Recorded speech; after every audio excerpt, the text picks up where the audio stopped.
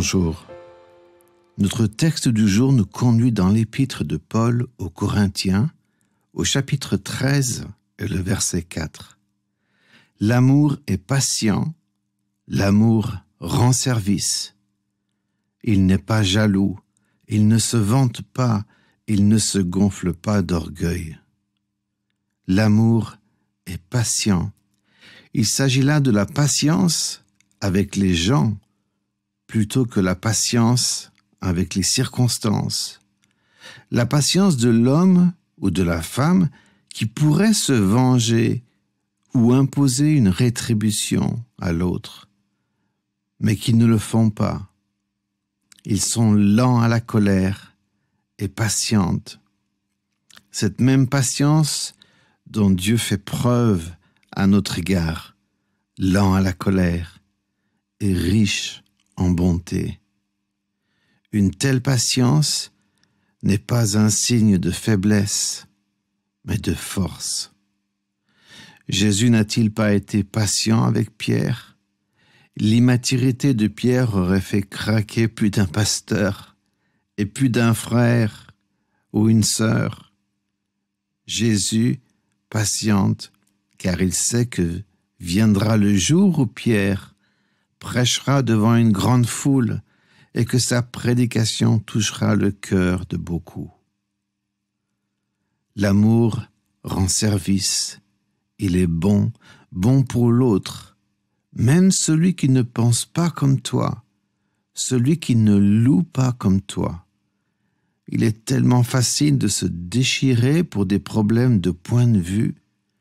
À l'heure où nous nous exprimons beaucoup par clavier et écran interposés, il est tellement facile d'être méchant ou agressif lorsque quelqu'un n'aime pas ton post sur ton Facebook ou ton commentaire de tel texte.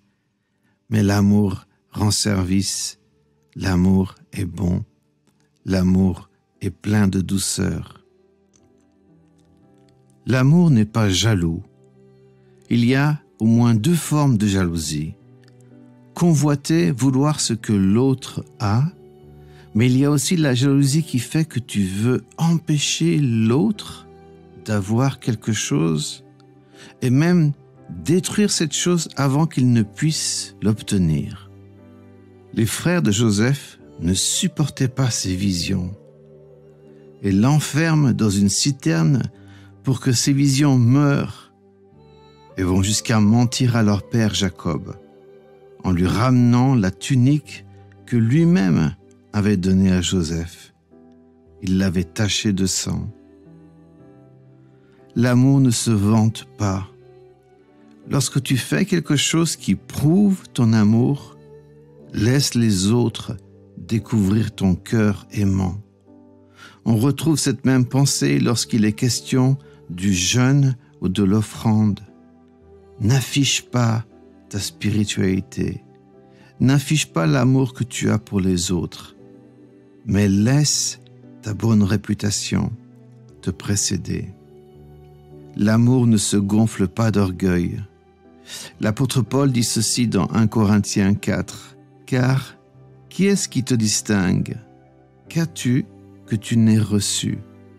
Et si tu l'as reçu, pourquoi te glorifies-tu comme si tu ne l'avais pas reçu? » Je me souviens d'un voyage en Afrique au Sénégal.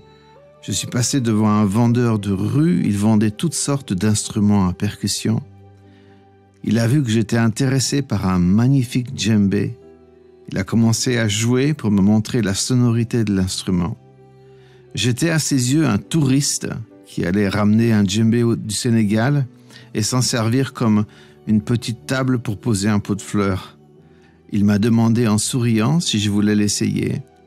Mais lorsque j'ai joué, il a repris l'instrument, l'a remis à sa place et m'a complètement ignoré. Ça m'a fait mal au cœur de penser qu'il pouvait croire que je voulais lui donner une leçon. Je me suis approché de lui pour lui dire que j'étais percussionniste, que c'était mon travail et que je ne pourrais jamais jouer comme lui parce que je viens d'une culture différente. Son visage s'est éclairé et il était tellement content. il a absolument voulu jouer avec moi devant tous ses amis du marché. L'amour ne se vante pas, car il pourrait faire mal à l'autre en l'humiliant. Qui est-ce qui te distingue? Qu'as-tu que tu n'aies reçu?